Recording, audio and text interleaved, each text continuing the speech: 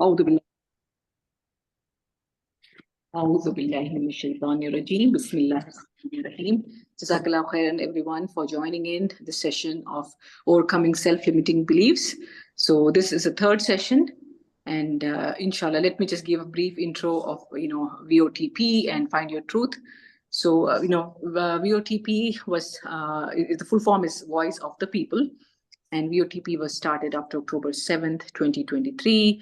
And the whole purpose was to empower each and every person and make them aware of the strength and the power they have in their opinions, in their actions, and that they can definitely make a change within themselves, around them, in the governance structures if they really step up. And to be able to do that, we definitely need to empower ourselves, and and hence we developed the course called Find Your Truth.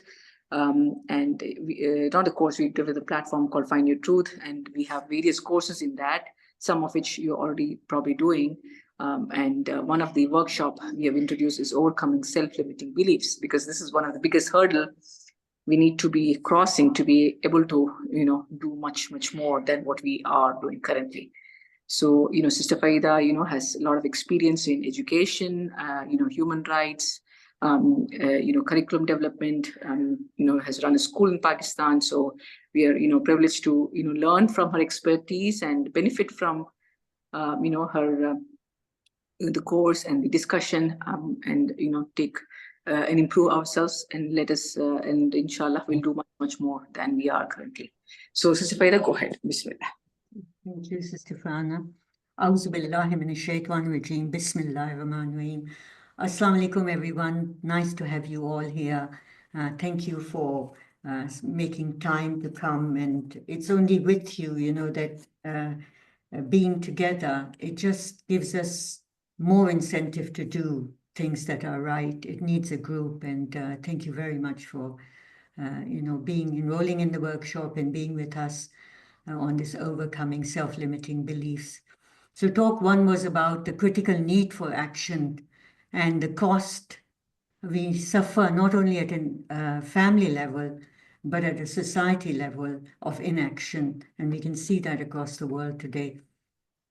Talk two, we covered towards finding your hidden belief systems, what is needed to start looking at them, how can you prevent yourself from looking at them, and once you've spotted them, how can you also shut the door if you don't, if you do something? So we covered that in our talk two. And talk three is the major talk, because we spot the self-limiting beliefs in this one. And the next talk would be about how to replace that self-limiting belief. What should we replace it with? So we have the same format. We'll ask questions and you answer them. Please be, responsive. It helps everyone. I mean, I would like everybody's camera to be on. I like to look at my students. I miss seeing them. I can spot if somebody doesn't understand it, if it's on. But, the culture is, don't put your camera on. So anyway, inshallah, one day I'll see you all. Okay. So the last question we ended with last time was, what are the 4 main factors contributing to a crisis across the world we live in? And we identified, went over the 4 factors. It's the erosion of the community, that the community spirit doesn't exist much anymore.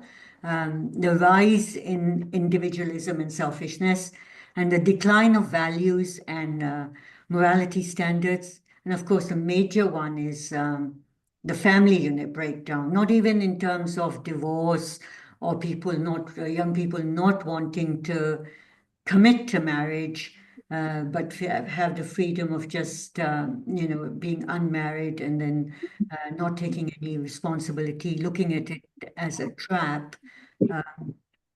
It's not just that. It's like, can we mute Sister Shazia?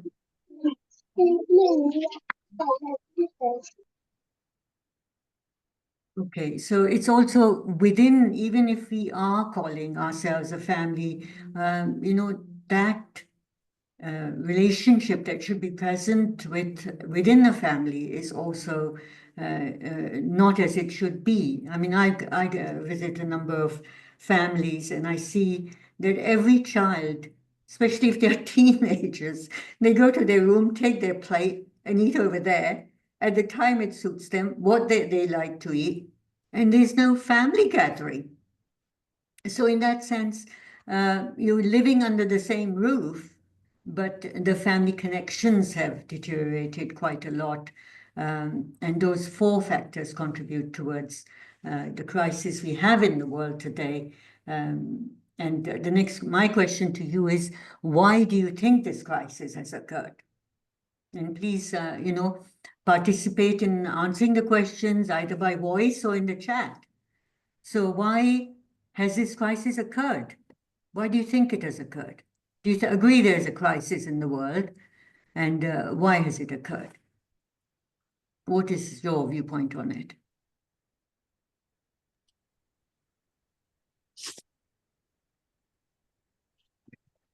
Like overall crisis or just the crisis with Muslim Imam? Well, this crisis, we've got crimes if you look at 5, 6, 7, 8, 9, 10, we've got crime statistics high, drugs and alcohol abuse on the rise, family breakdowns, we've got poverty and inequality, economic crisis, mental illness on the rise, health issues on the rise, injustice, wars are on the rise, and especially civil wars within a country, not between countries, within a country there are more wars than are happening like that. So it is, we've got a banking crisis. It's everywhere you look. Climate change problem. So Wahan, greed, Huh? all of it combined. Wahan, greed, arrogance, Okay. ego, all of it combined, right? Yeah, okay. Okay. Maria senses technology. Sister Sabahat is saying egoism. Yeah, everybody's focused only on their small family nucleus. Yes, true. Materialism. Okay. Processed food. Okay, good. So what will happen if we don't do anything?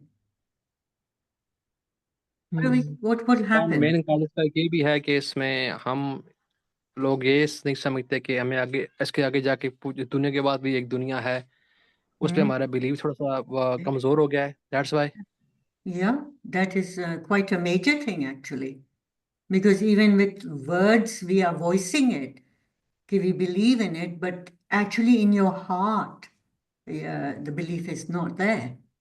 People say Yes. a lot, if you talk to them, वो इंशाल्लाह and आखिरत में ये वो सब कुछ बोल देंगे, but the actual belief that I'm accountable for every word I speak, for every action, and you feel it in your heart that I have to answer Allah Ta'ala, that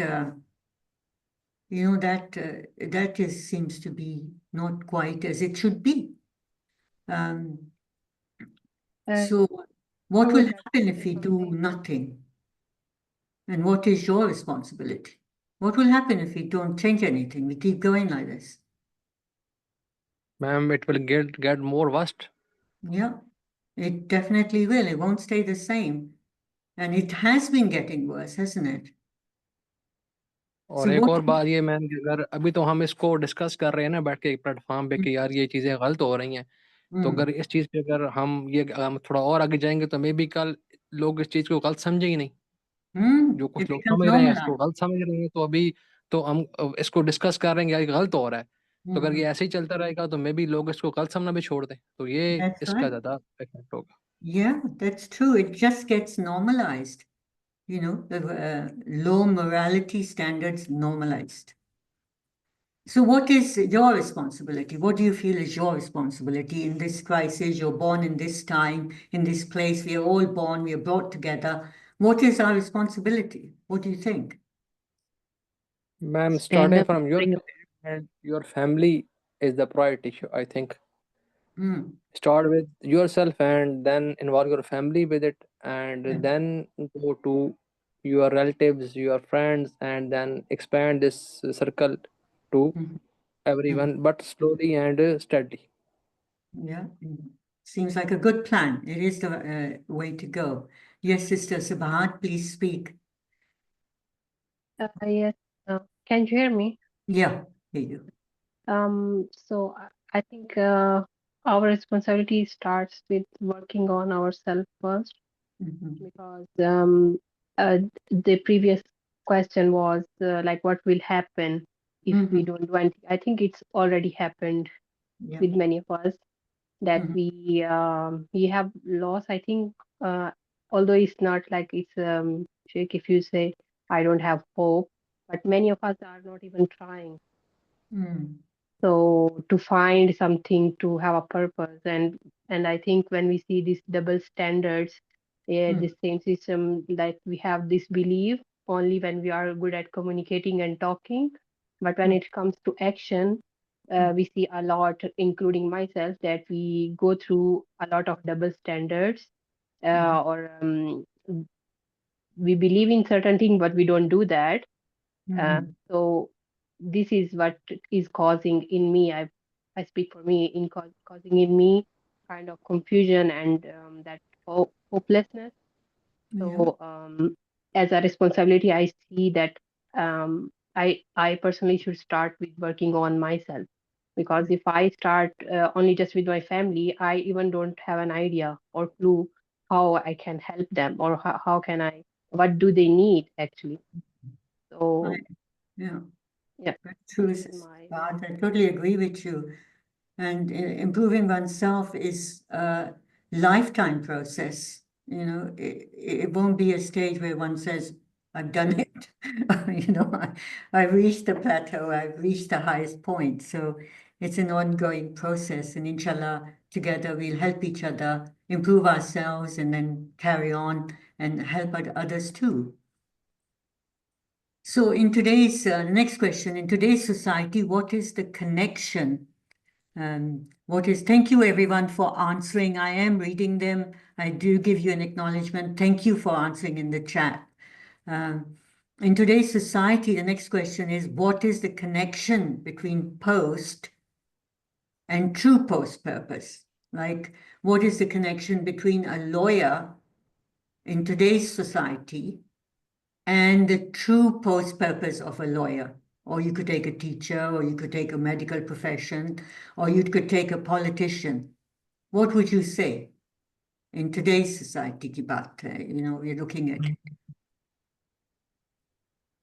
Anybody willing to take a shot at answering that question?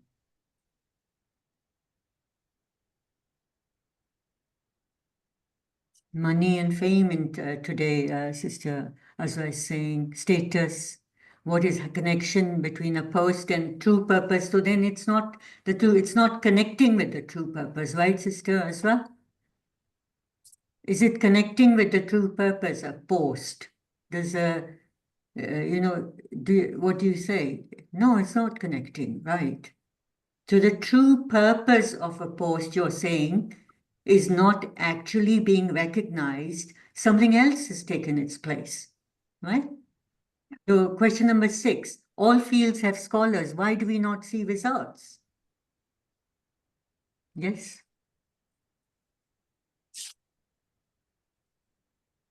Yeah, I always think about this. Why do we not see any results? Because scholars keep increasing in every corner and everywhere. Yeah. We don't see any change possibly. I mean, I've always seen like the constant decline in values despite. Yeah, we should be improving in every area because we got more knowledge and more skills, and it's not happening, is it? So let's look at the answer. Let's look at why that is so. So we looked at this, the first talk actually gives you all the data on these areas, and we're taking it a little bit further when you're asking the questions because you heard talk 1. So we went over all these posts. What they should be giving. What should a lawyer be giving? Justice. What should a politician be giving? Meeting the people needs, and so on. We looked at that and said that that's not happening. So, and we also just said that we've got so many scholars and we're not getting results. So what is our responsibility? We really need to look at this area because our children are being educated in universities. They are going to school. They are being impacted, and we are not seeing the results. So the first of all, the thing would be, okay, we've got good knowledge in science and technology, and there are a lot of areas where we are advancing a lot in gaining knowledge, but we are not teaching the use of the knowledge. We don't actually put the morality standard on how do you use nuclear power. How do you use weapons? Who do you use them on? It's like, the use, drugs are there. I myself am, I'm appalled at the way drugs are used in the medical profession. I don't agree with that. If there's a pain, you give them morphine or something like that, and that is not the solution. So we have morphine is needed in certain cases. I don't disagree with that, but it's not needed just in place of something. And I give an example of that of my husband who's in hospital, who cannot walk due to an operation that failed. And he has a lot of pain when he walks. And the result is that they give him morphine or codeine or something like that, which dulls the mind. It takes the person out of present time. And I had to put my foot down and say, no more morphine, no codeine, nothing like that. Just get his posture right. It was simple. It is simple. The pain is due to wrong posture in standing, wrong posture in walking. And this is what I mean, that, we need to be focusing firstly on this knowledge is great. It needs to be used for bringing about betterment. And the morphine definitely has a place where it should be used in the medical profession. And Sister Fana would probably know more than I do on that area. But it's not something that you do just to kill any kind of pain. Get to the root of why that pain is, So that kind of morality standard, I'm saying, that is not present when we are teaching students, when we are giving courses, as to how this knowledge is correctly to be used to service mankind, to service the environment, to be responsible for the future. So if it's not being given, then it's our responsibility to give it to our children. If they're going to study maths in school or science or anything, they need to know how to use that knowledge to improve themselves, society, family, everything, and how it can be misused as well. We have to open that door, because otherwise they are going to go to universities and see it as a normal thing to use things for this purpose. And the young generation that is coming up, the physiotherapists, they see that. It's not that they want to hurt anybody. They just see that's happening, so they do that. So that would be one point. And the other thing we are saying, first thing we are saying, there's no actually morality standards being given with the knowledge and skill as to how to use it. The next point is that the knowledge in itself must be at times questioned. Like, look, if you have say, there's an accident out there and 5 people are looking at it.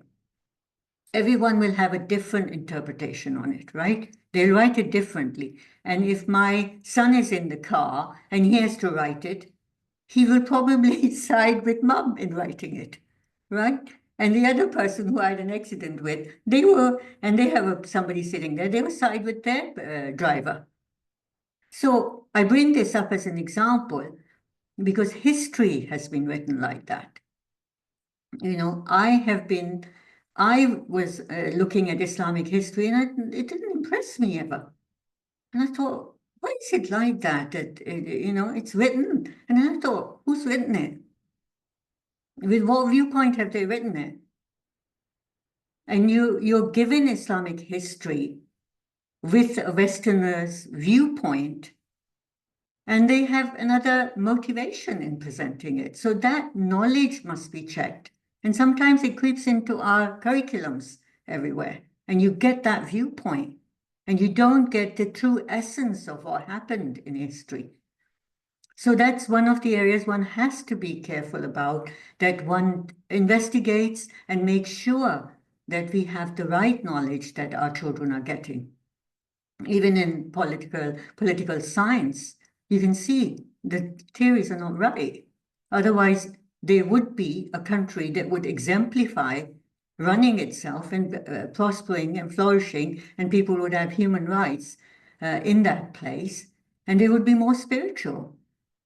So even in economics, I mean, we've been conducting VOTP talks on this. Brother Vikas has been talking about banking and economics, and it's got the wrong theories. They don't work, and they're being still taught in school. They brought out a new subject on behavioral economics that takes people into account, but they still haven't cracked it as to what is economics. You know, they're still playing with bank rates and interest rates and this, you know, and what is growth? At least define what growth is. It isn't a piece of land that keeps on rising in price every year. So you say you've done growth. It isn't that. You can't count that as growth. And something that touches our hearts a lot is diets.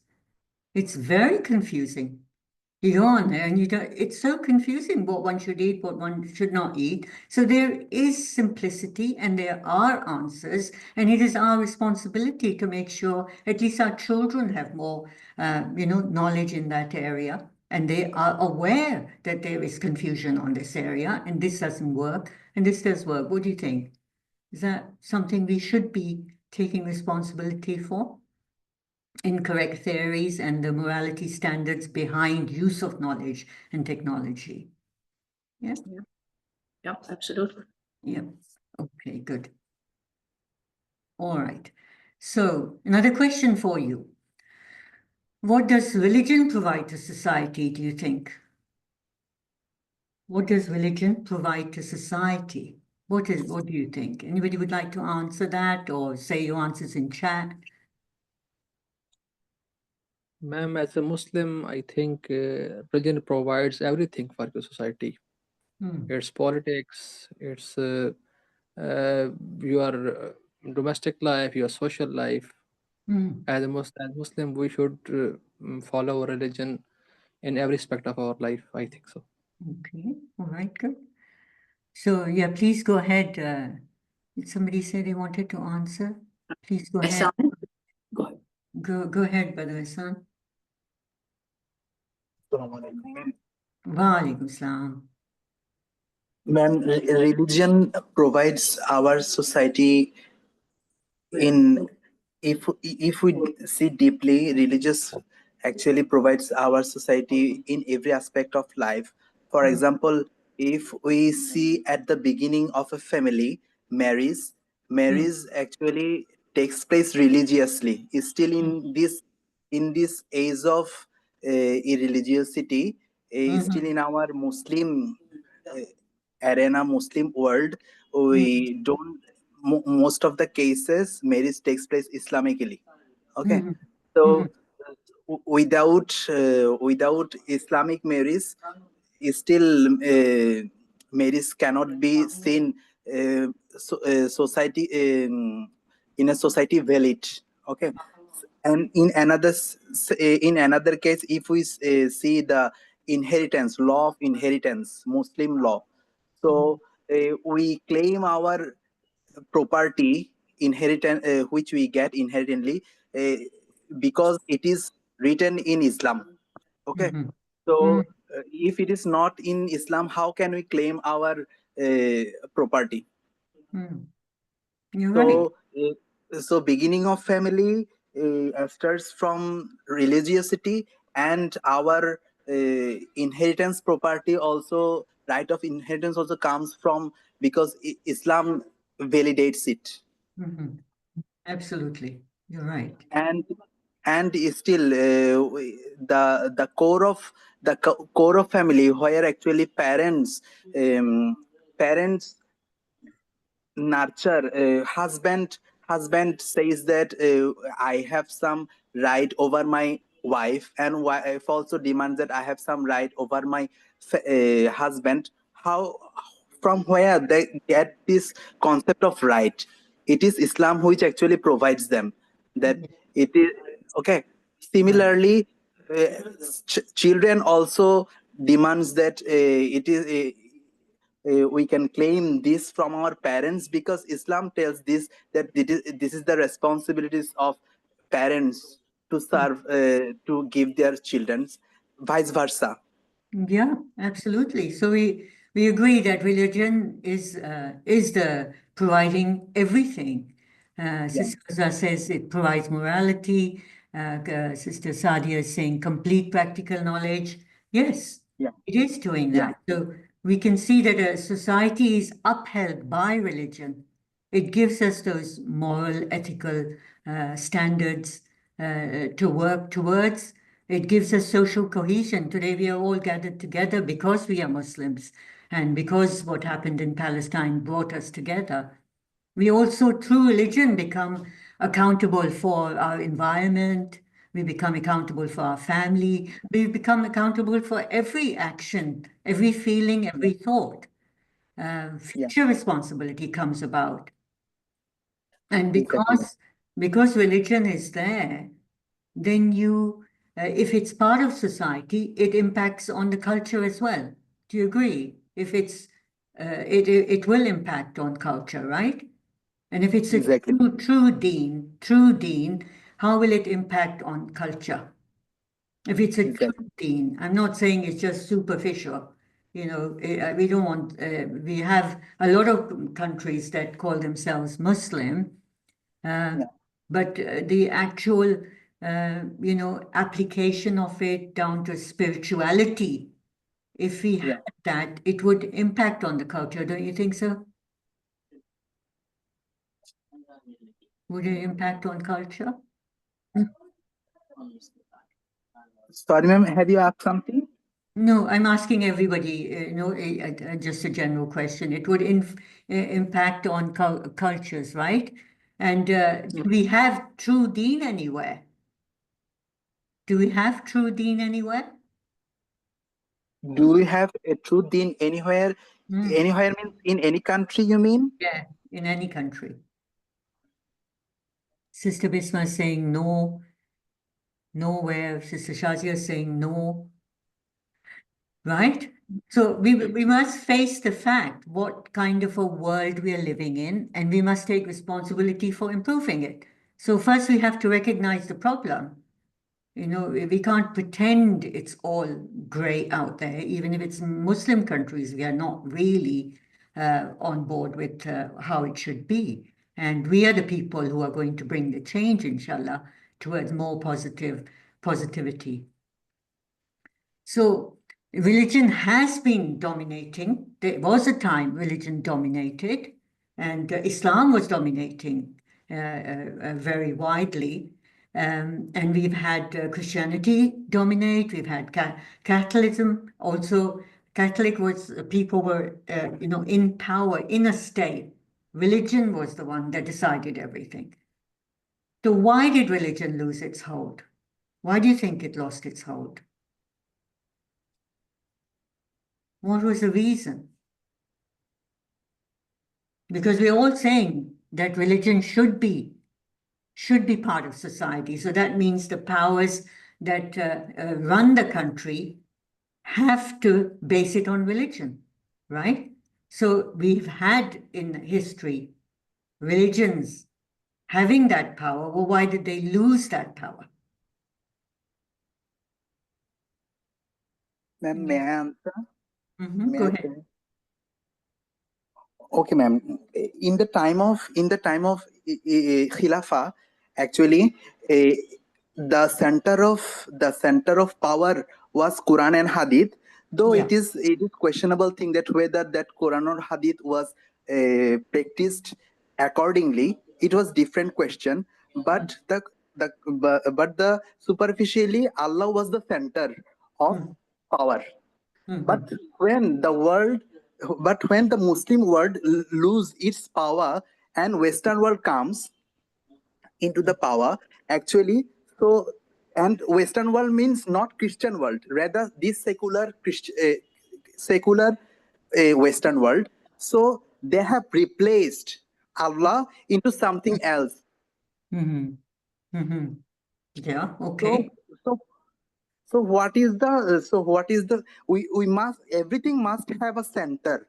Everything must have a center to balance everything. So when this secular Western world comes into power, there is no particular center. In medieval time, in Christian medieval time also, there was their concept of God.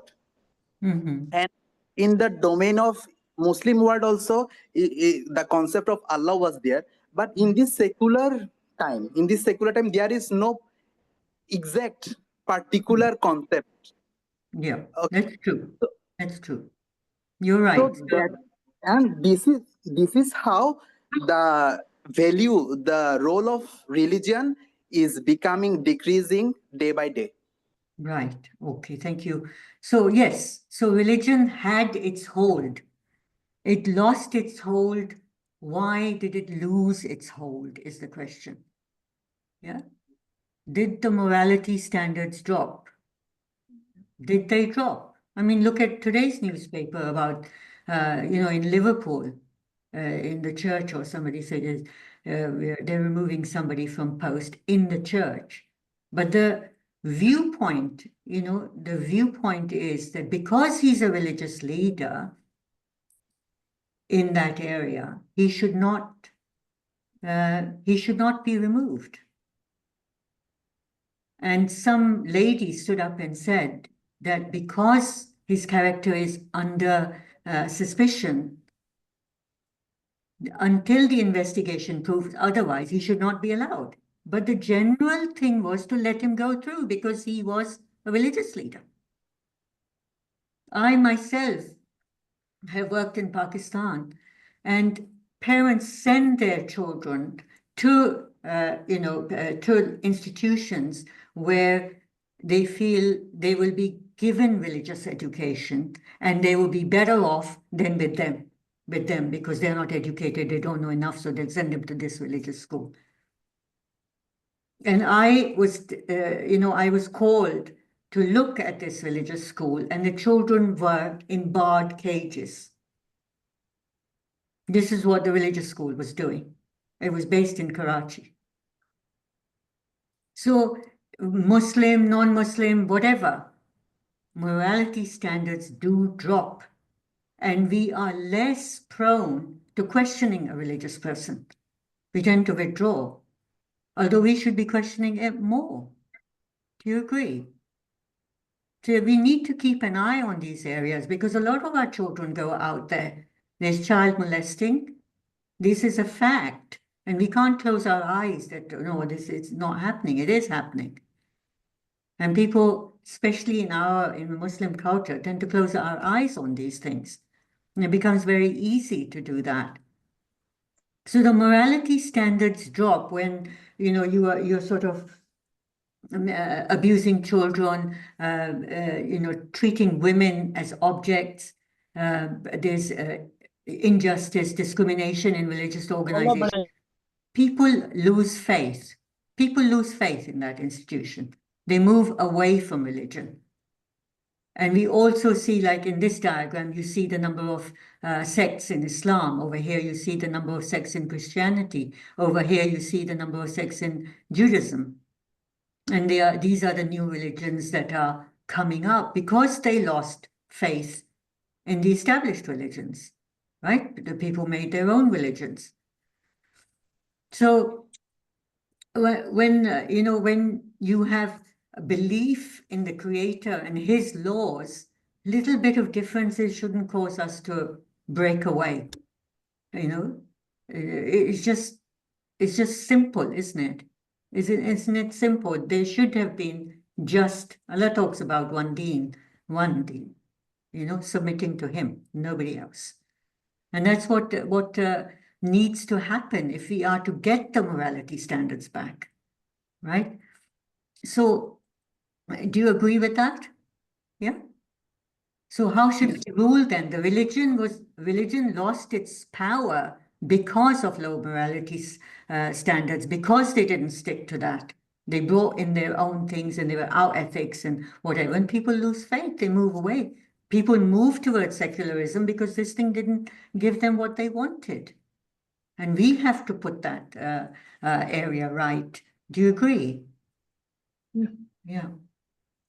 Absolutely. I think failure of the justice and failure of holding others accountable for the wrongdoing played a big role in Yeah, absolutely. So what is secularism? How would you define? Did you want to say something, Sister Farhana? No, someone else. I just wanted to mention that there were 3 major shifts over the past few hundred years. There was attention from God to material, and then from soul to the body, to the appearance. And then there was from afterlife to today, because one life to live type propagandas. And that's what we are against, Right. I'm just going to close this because somebody wrote something on it.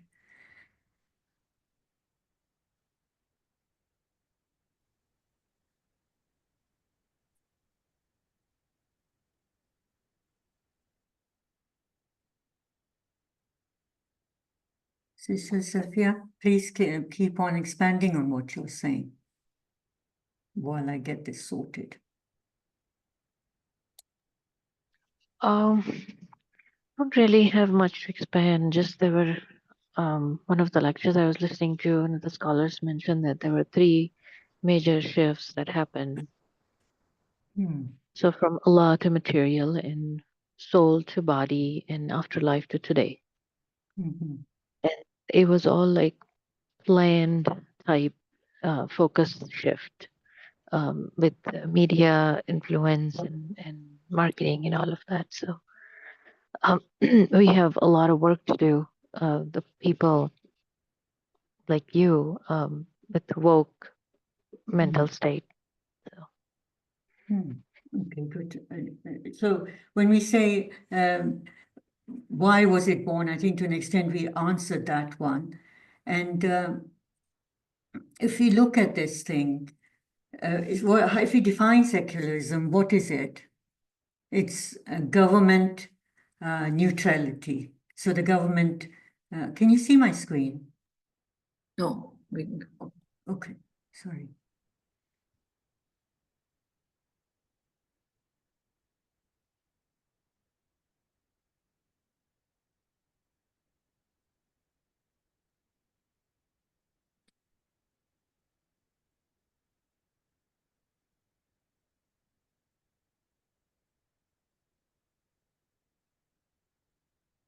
Can you see it now? Yeah. Okay, good. So we're looking at, what is secularism? If we define it, it's the government which has got neutrality. So it's completely separate from religion. It says, I've got nothing to do with religion. And I'm going to rule this country, but I'll have nothing to do with religion. And then every person in that country has a right to follow whichever religion they want or not to have a religion. That's what secularism is. And the doors on religion were shut because it didn't do its job well. And the state took over. And in the state, you have a person who has all the rights to think, act, and do whatever he wants because there aren't any morality standards. He makes up his own. He doesn't have all the knowledge. He doesn't have all the skills. So based on his own knowledge and skill, he comes up with ideas and they're completely acceptable in secularism. So can true purpose of life exist without deen being the foundation of everything?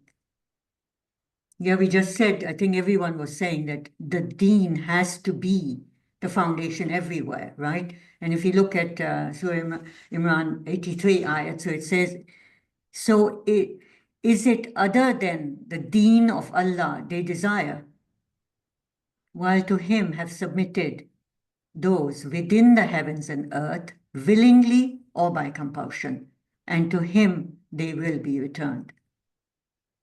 So it is that deen, it has to be the foundation of everything, right? So we agree all on that. But it's not so outside, and in secular society definitely is not like that. And in terms of the world in crisis and urgent times, we have a culture, as we all said, it's all about me, me. You know, that's what it's teaching. Me, my life, my family, what's going to happen with me, how can I benefit from you? So it is impacting on emotions, on beliefs, on attitudes, on our goals, on our values, on our morality standards. Becomes, just now we were, Brother Sajid was saying that it was just, you know, it becomes normal. Be accepting things as normal. Violence is normal. Wars are normal. Genocide is normal. It's just we get less impacted by it. And our decisions are impacted. So the reach to us is so much more that the brainwashing is occurring every single day without us even noticing it. And we looked at the definition of success, that truly successful is he who purified it, and truly is a failure is those who corrupted it. And this is why the workshop is there. We are all here to purify ourselves. And the definition of losers is also very clearly defined. And whoever desires other than Islam as deen, I mean, religion and deen has a much more expansive meaning than religion. And whoever desires other than Islam as deen, never will it be accepted from him, and he in the hereafter will be among the losers. So I think we all here agree on this point. So what should be the basis of everything, of study, of work, of family, of, you know, what should we do with that? What should be the basis of it? What do you think? Islam and the teachings of Islam. Yeah, exactly. And who is going to bring that change? Because we're so far off from it. You know, we are being taught that the 5 prayers are the time of Islam, or Ramzan is the time of Islam. We're not being sort of looking at it at every moment.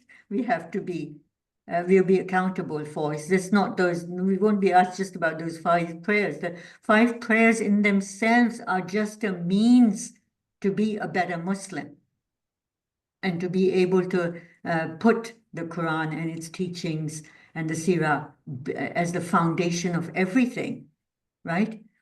So this is our mission, and you know, it's everything starts from somewhere, and there's a lot of uprising today, and everybody realizes there's a need for change within our ummah, and we're all trying to do that, and inshallah together we'll be successful. The first thing, as you said, is to purify ourselves, and this is just a revision screen. It covers what we've covered so far, and we get into the method now.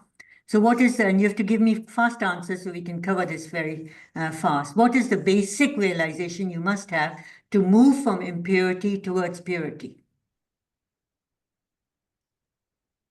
It can be basically to know what impurity lies within us, Yeah, and what purity is and how we can achieve that. yeah, that's good. So we have to realize there is an impurity and there is a need to purify. If you don't get that basic realization that the journey of life is from impurity to purity, and that is the test, that is the accountability Allah Ta'ala will ask us, then we are not going to overcome the self-limiting beliefs if that thing is not realized. What within you do you have to monitor? Or to monitor our thoughts, you know, our behavior and emotions. Our actions. Yeah. Okay. How often does this need to be done? All the time. Yeah. All the time. Okay, good. What attitudes in you will prevent you from seeing the impurity in you? We talked about 4 attitudes that would prevent you looking at even the impurity. Yes, arrogance is one, Sister Maria. Yeah. Any others you remember?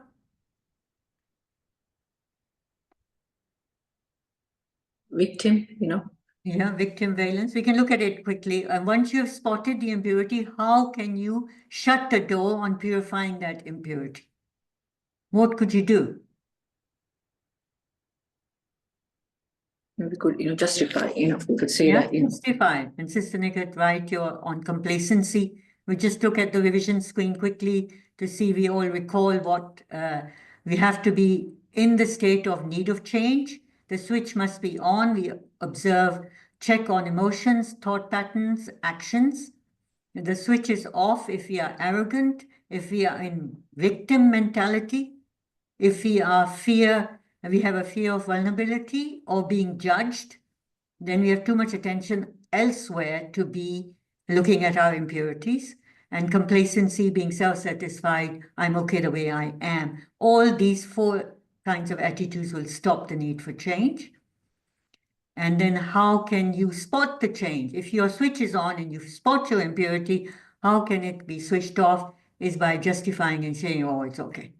It doesn't matter. And that impurity will stick with you and you won't be able to go. So we covered this last time.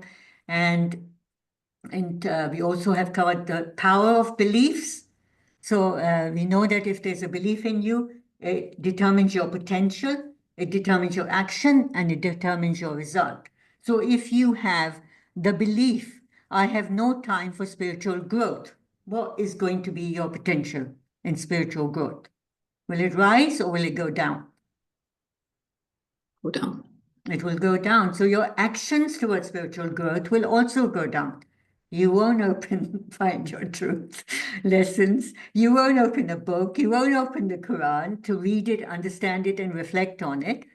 Your actions will diminish if you say, I have no time for spiritual growth. So your results will diminish and your belief will get stronger that I have no time for spiritual growth. Right?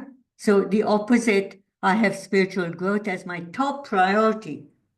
Is that going to give you a better result? And are you going to grow if you're in a growth mindset? Yes, it is going to help you. So our method of overcoming limiting beliefs is steps A, B, C, D, E, and we've done A. We have done part of B, and we're going to complete B today, which is locate the thoughts and belief system that triggers it. So we're getting at the root cause of a self-limiting belief. So we had arrogance. We were looking at arrogance as our impurity. Every one of us has felt arrogant at some point in our life. So we were looking at this as an impurity and sorting it out. We did step A. I don't want to repeat it. I think if you need to look at it again, you can go to the previous lectures. So A just handles what the impurity is. You identify it. And then we went to step B. The first step of it was to answer these 6 questions and let the emotion flow. We did this last time, and this was a homework for those of you who are on the workshop. So this, we did it on arrogance, and we came up with the answers to these questions in our last talk, right? Yeah. And this time, we are going to look at how do we use these answers to find the belief system behind it, okay? So we're going to look at all the answers, say what my belief is from these answers. Then the next step is to see whether that belief came from true self or false self. Anybody who doesn't know what true self or false self is, please go through Know Yourself Part 2, and you will identify your true self, and you'll also be able to say when you're in false self and when you're in true self. And the third column is about alignment of your belief with Al-Kitab. You will determine if it is or if it isn't. So let's start with looking at the belief system that comes up. So the first question was, what is the result you were seeking? And we had said that these are the things I'm seeking: approval, sense of superiority. So I'm writing now my belief system based on answer to number 1, which is my belief is I should be admired by people, right? And people must approve of me. People must give me importance and superiority. I should sense I'm powerful when I'm amongst people. Does that make sense? So that you have spotted from your answers over here, that what your belief is, right? So on number 2, why were you seeking that? So you were seeking that because you were compensating for your insecurities. So you come up with your belief system, beliefs that I am an insecure person. I do feel insecure. I'm not good enough compared to others. I'm less than others. So then your beliefs have been, you're spotting the beliefs that internally lie within you. You're also saying, through this answering this question, that you have a desired image of yourself. You want that image, you consider it to be the right image for yourself, otherwise you're not a worthy person, right? And that image is that I should be admired, I should be approved of, given importance and superiority over others. I'm better than others.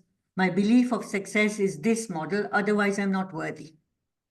So you've identified your belief there. Then you go on to your question to where did you come to be influenced by? And you're saying, I value the model of success in society.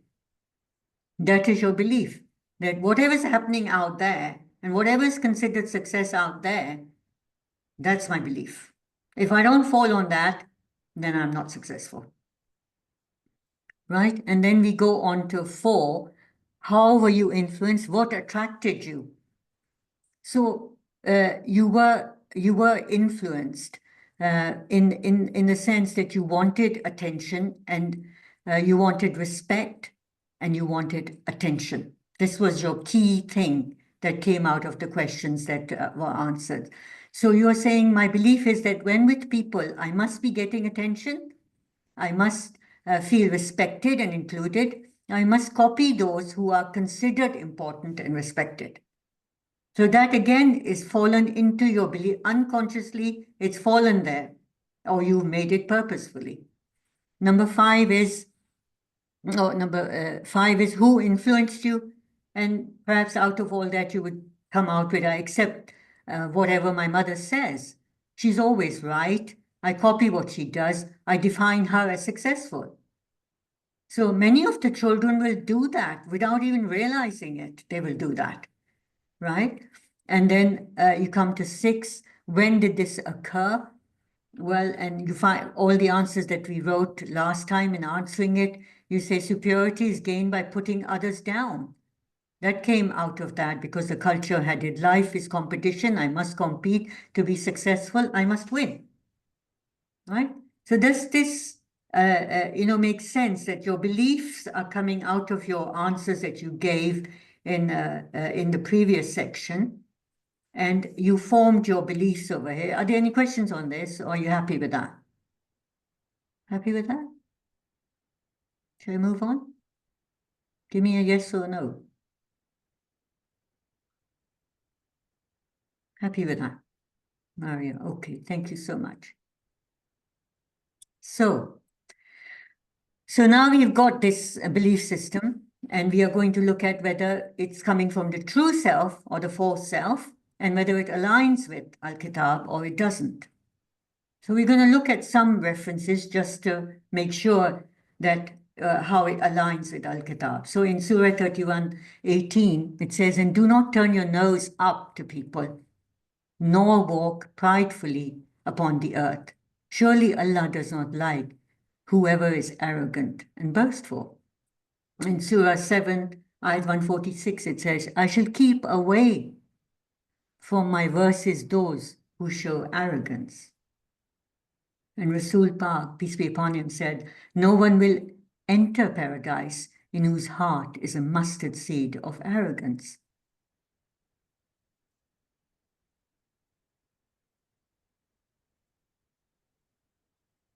All right. So again, we can see from here which ones we can say are not per Al-Kitab and we can easily see that. We go on to see on seeking honor, because there's a lot in there that you want to be respected by somebody. I want others to respect me, others to make me important.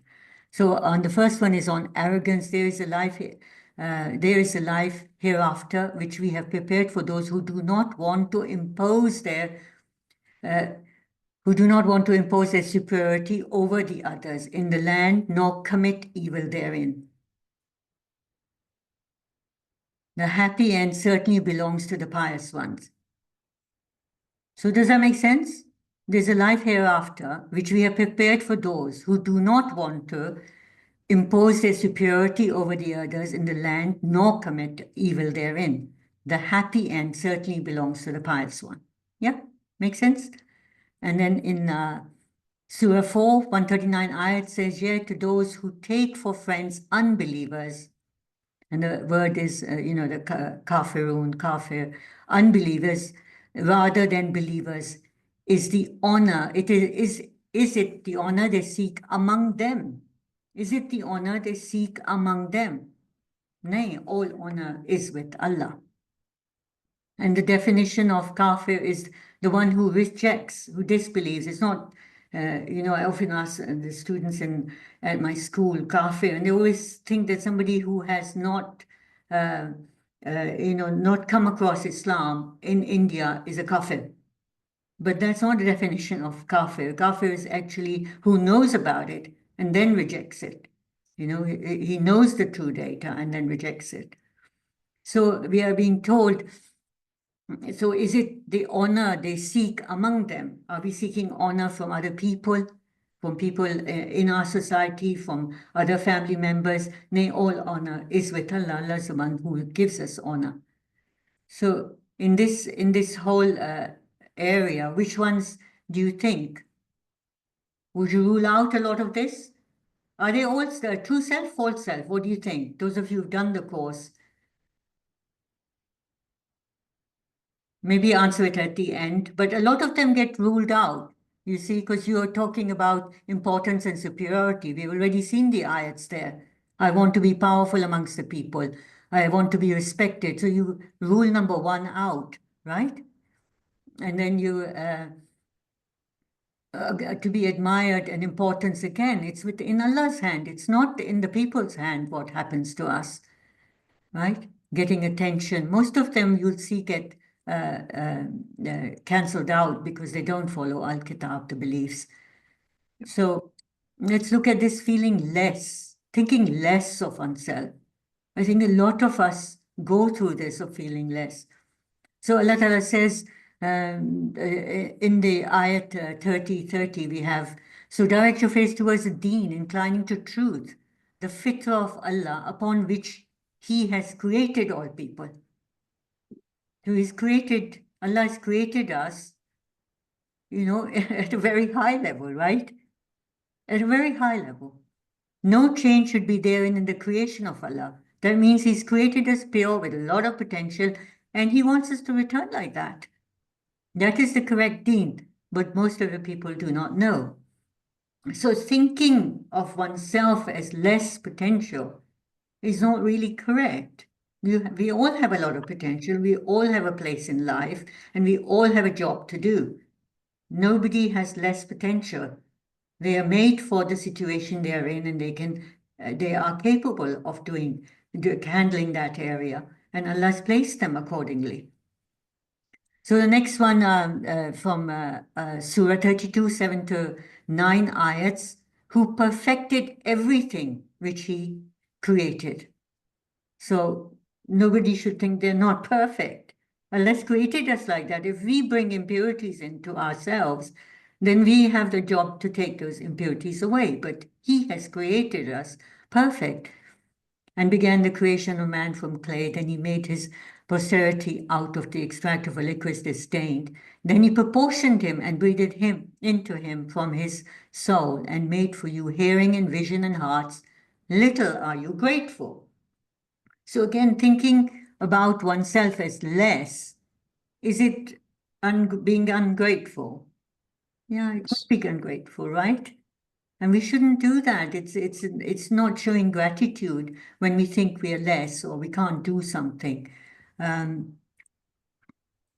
Okay, so we come back to here, and most of them get ruled out.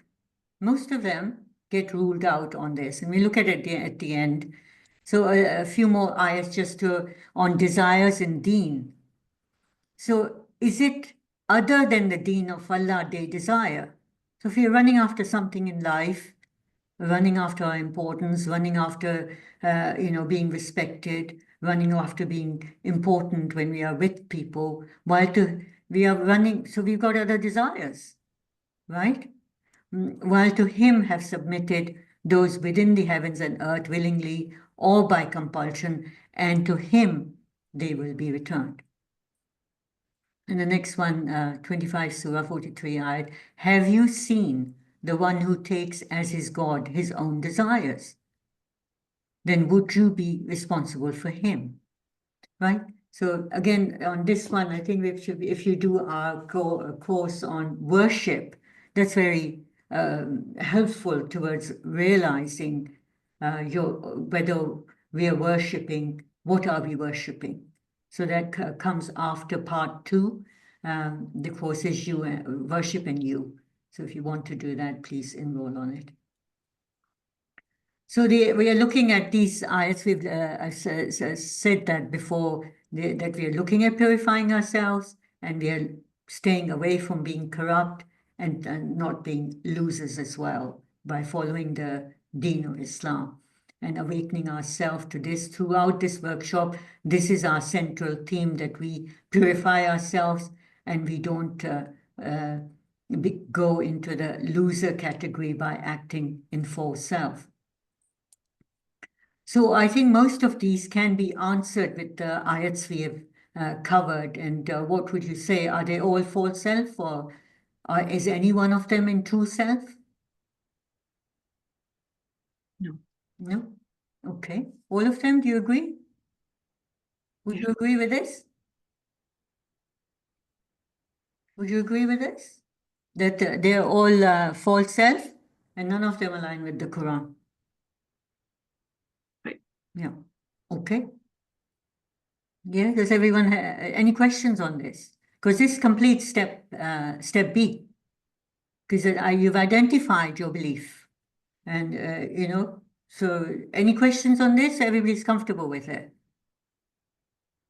Thank you, Bisma. Anyone else wants to say something? If you don't answer, then you means you don't agree with me. Come on, say something.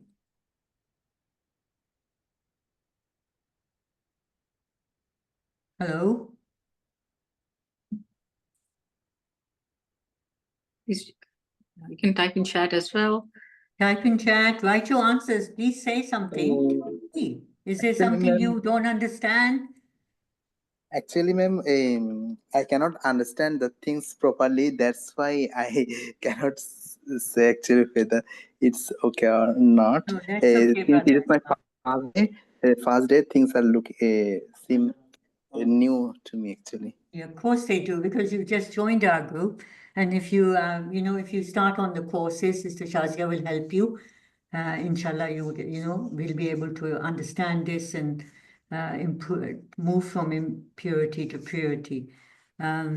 Sister Maria, my question was, do you agree that these beliefs that we've spoken about in the categories that we put them, my beliefs, they are from a false self? Do you agree? Does everyone agree? Are the rest of you sleeping? No, agreed wholeheartedly. No, ma'am. Okay. Okay, so is it false self or true self? Chat, nobody's even typing in the chat.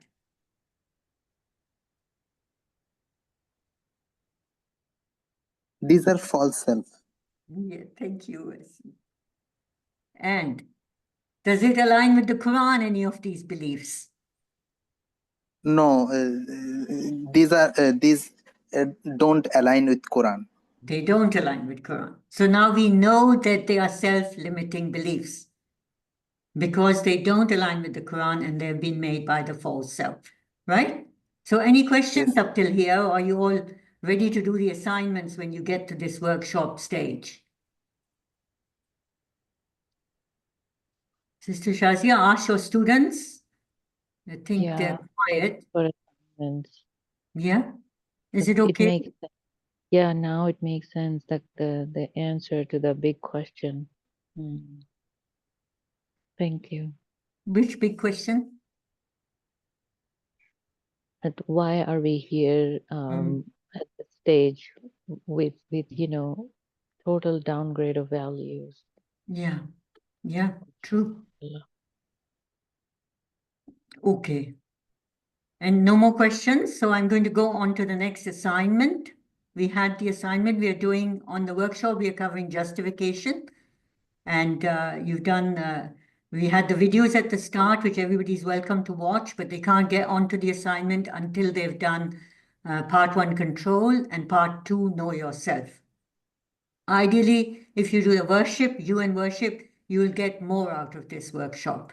So then after that, you have done, the questions last time, and you go on my self-limiting beliefs through self, false self, and Quran. Right? Within the steps that we did today, that is your assignment and homework for the coming week. Does that make sense? Yes? Okay, good. So that brings the workshop to the end. Are there any questions? You think you can all do this? You think you can all do it, or is it too hard? Everybody should answer. No, we will try. We You will will try. try, inshallah. Yeah.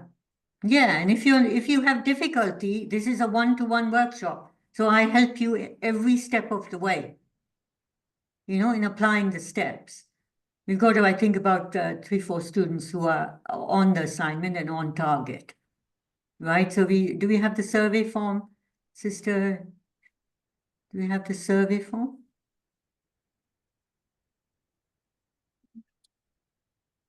I can send it in the chat. Give me 1 second.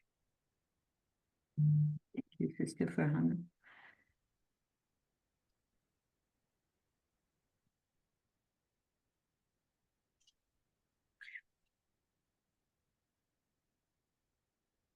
Did I try, Sister Farhana? No problem. Yeah, I just sent it. Yeah. So, yeah. Yeah, okay, good. So please fill in. We are going to give you a few minutes to fill in the survey form. It does, all staff, everybody should fill it in.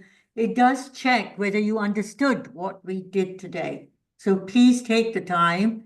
Last time you did very well, in answering the questions. And I also get an idea what point did not get through, right? So please answer, do answer the survey, and I'm seeing how many people have done it. And then Sister Farhana and myself will tell you more about the Ramzan Power Challenge, which we said we would cover next time.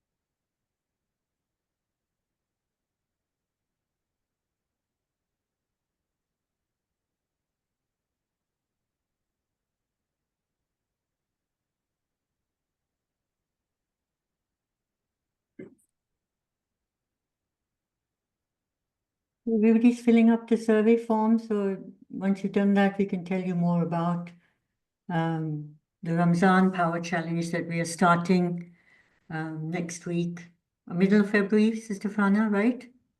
Yeah, date will be. That you can start enrollment in it. Yes. 13th, Feb 13th, inshallah. Yeah, so we'll open, Sister Shazia, a WhatsApp group just on that one. And people can apply for that. And this one, after next week, this group will shut down, the workshop group. So please connect with Sister Shazia and either join the parents group or the Make the World a Better group or the youth group, because those three groups don't shut. They just stay open. Right, Sister Shazia? Unmute. Sister Shazia, can you talk? I can't hear you. I'm so sorry. I was just on my this survey form filling, submitting it. Sorry. Yes. Go ahead.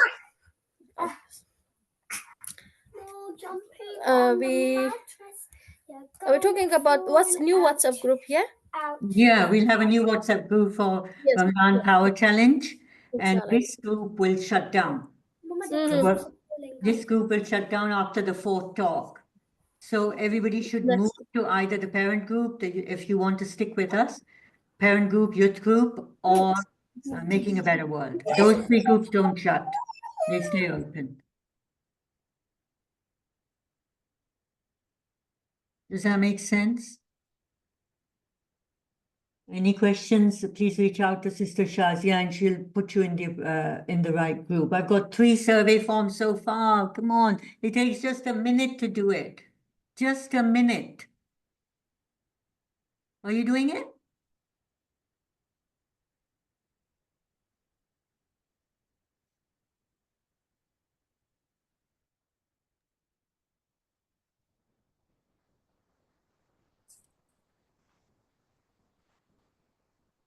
Okay, submitted.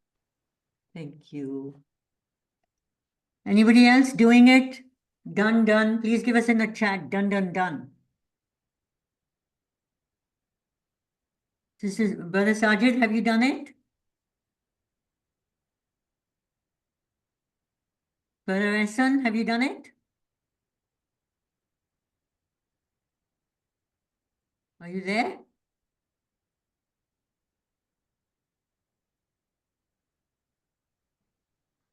Okay. Ma'am, I am doing. You're doing it. Thank you. Thank you. I'll also put it in the group after this. Thank you so much for doing it. It encourages me. Somebody answers. Yeah, I'm taking time to understand. Okay. If it's taking too long, I'll put it in the group and you can answer afterwards. Should I do that? Yes, ma'am. Yes, ma'am. That will be better. That will be better. Okay. So we come to the Ramzan Power Challenge. So basically, Sister Farhana and I can tell you about it. We did it last year, didn't we, Sister Farhana? Yes. I think we had about 35 to 40 people doing it with us. And the reason it was, I think the reason we decided to do it was to really make the most of this blessed month in spiritually improving ourselves. And this workshop and the course Control, Know Yourself, part 2 helps immensely in growing spiritually in Ramzan. So definitely recommend it to you. Just a quick, Sister Rana, you want to say something on it? Yeah, inshallah, I think it's, again, it'll help you understand what Ramadan is about, and it fixes the, again, wrong definitions and wrong beliefs we had about Ramadan, so that is actually, the main benefits you'll get out of that. I mean, as we have seen, subhanAllah, we have so many wrong ideas and wrong assumptions, of almost everything else in the world, and that, comes on to this month of Ramadan as well. So that you'll benefit from that. Please benefit yourself and invite others as well. So go ahead, Sister Paida, explain more in detail. So as Sister Farhana said, it's really about unlocking your true potential. We don't even recognize how powerful we are. So these are sort of the 12 sort of things that are covered in it. The significance of fasting. What is fasting? What does it truly mean, generally mean? And also, from an Islamic viewpoint, what does it mean? And I think Sister Safia will also be doing a talk very soon, inshallah, for us on, what should we be eating, how should we maintain our energy, right, Sister Safia? Inshallah. Yeah. So we would really like everyone to attend that talk, and inshallah we'll include that also in the course, so that you can be guided on how to look after yourself physically and have the energy. And the more energy and alertness you have, the more spiritual growth will occur in Ramzan. So the food and diet and exercise are very key areas. So fasting and control, understanding the relationship. Again, if you've done the control course, it's a plus point. Understanding yourself, mind, body, soul, and emotions. And it's a very short area here. The course is much longer, part 2, but we take a very short summary of it in this one. And then we move on to knowing Allah Ta'ala and embracing taqwa. Taqwa is the main focus of Ramzan. And, we inshallah, give you knowledge on that thing and application towards that. The essence of worship and its connection to human life and taqwa. We cover that, the inseparable bond between Ramzan and the Quran. The interplay, how does the mind, body, emotions, and soul, how do they interplay with each other, and the role of shaitan. How does shaitan come and, impact on us? So enhancing self-control through fasting and Ramzan, clarifying responsibility, excuses and blame. We get into, making sure we're not doing that. What does it actually mean? In fact, this was one of the questions last time I'd asked what is an excuse and justification, and I found out that some of us don't understand it. We accept a justification as a fact. So very important to be able to realize that, and understanding the differences, and cultivating spiritual growth, the essence of Ramzan. And then we have the Quran's influence and significance in the final days of Ramzan. And then, of course, the main thing is celebrating Eid, which is, which I go to Pakistan and I'm shocked the way Eid is celebrated. What is the significance of Eid and its future relevance? It gets, that's very important. So this is what the course is about. Does it interest you? Does it seem interesting? What do you think? Give us your viewpoint. Do I enroll in this course? Yeah, you will be enrolling in it. Yes, I'll open it. I haven't opened it yet, so you'll be enrolling in it, and we'll have a WhatsApp group separate for it. We will not have Zoom lectures on it because everybody's got different timings. Ramzan is a very busy time, so you have to just get yourself through it. I'll keep marking the assignments and returning them to you. Thank you. Yeah. Any other questions? Anything? These are very brief. Each and every topic is very brief, so it's not like lengthy books topic. I want to understand it is not that is extensive. So, Yeah. How much time approximately specify that? We just want to give them a. No, it just varies for people. The more time you spend on it, you reflect on it. I mean, the ayats are given. The hadith is given. So it's up to you. But it's very short. It's not like it's going to take you hours and hours to do it. If you give it, we're going to start it early from Ramzan. Last time we started after Ramzan, so it was just everybody got too busy. So we're going to start it before, so that you can finish it by mid-Ramzan and then carry on with your ibadat and that you need to do. Does that make sense? Great, thank you. Yes. Okay. Any questions? Over to you, Sister Farhana and Sister Shazia. Yeah. Any questions? Please, feel free to reach out to us. Myself, Sister Shazia, here to answer any questions. And please, inshallah, we'll get the flyer out as well. So please pass it on to your friends and, family, your kids, so they can all benefit and we can all benefit. And again, I think the whole essence of this lecture was, fixing, putting religion, right, it's not, I don't use the word religion, but putting deen as Islam. I mean, Islam as deen in our lives and understanding the true meanings. And that's kind of what we are doing to this course as well. So it's all, once we get this wave moving, inshallah, you'll see the next level of action and, things are all falling in its place. And this is the start, inshallah. Inshallah, inshallah. Okay. All right. And okay, no more questions. We'll go ahead and call it a day, inshallah. Yeah.